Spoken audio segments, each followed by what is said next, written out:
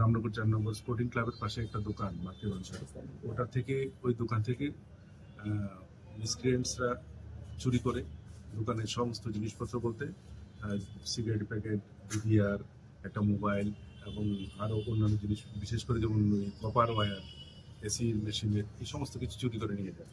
তো ঘটনা যখন সংঘটিত হয় তাতে নতুনত্ব হচ্ছে ওরা একটা ই রিক্সা নিয়ে যায়। সেখানে ই রিক্সা নিয়ে প্ল্যান ওয়াইজ 3 জন ওরা প্রথমে দোকান অবজার্ভ করার পর যখন গভীর রাত্রিতে তারা দোকান ভেঙে ভেতরে ঢুকে সমস্ত যা পেয়েছে সবই নিয়ে গেছে।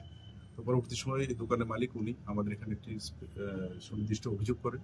সেই অভিযোগ মূলে কেস রেজিস্টার হয় এবং যারা এই কেসে ইনভলভ আছে তাদের সবাইকে ধরতে সক্ষম হয় পশ্চিম থানার পুলিশ এবং বিশেষ করে ওসি রানা চ্যাটার্জির নেতৃত্বে এই টিমটা তৈরি করা হয়েছিল এবং তাদের কাছ থেকে এই সমস্ত জিনিসগুলো আপনাদের সামনেই আছে, এগুলি রিকভারি করা সম্ভব হয়েছে।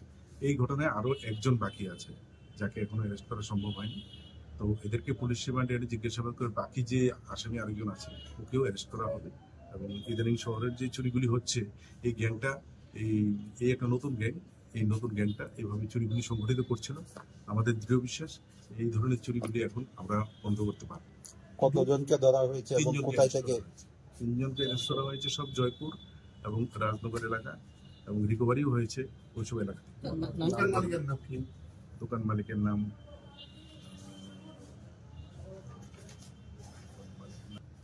তাদের নাম হলো, যারা অ্যারেস্ট হয়েছে তাদের নাম হয়েছে গৌতম সরকার, প্রীতম শীল, আরেকজন রাজু বিশ্বাস, 22 তারিখ। তারা এমনিতে কি করে যারা চুরি কাণ্ডে জড়িত আছে? তারা এখন তাদের প্রফেশন আমরা জানি না এবং এখন আমরা খুঁজে দেখিনি, কারণ এদেরকে ইন্টারোগেশন বাকি আছে। ইন্টারোগেশন করে এদের অ্যাকচুয়ালি ওরা কি করে সেটা, তবে আপাতত তো এটা বুঝতে পারছি ওরা একটি সুনির্দিষ্ট একটা পরিকল্পনা নিয়ে অটো রিক্সা নিয়ে রাত্রিবেলা চুরি করে, এটা তো বুঝতে পারছি। বলছেন একজনকে ধরা হবে, মানে উনি কোথায় আছে বা এটা ওদের কাছেই সেই তথ্য আছে, ওদের কাছ থেকে আমাদের সেই তথ্য বার করে টোটাল কি 4 জন জড়িত? 4 জন জড়িত।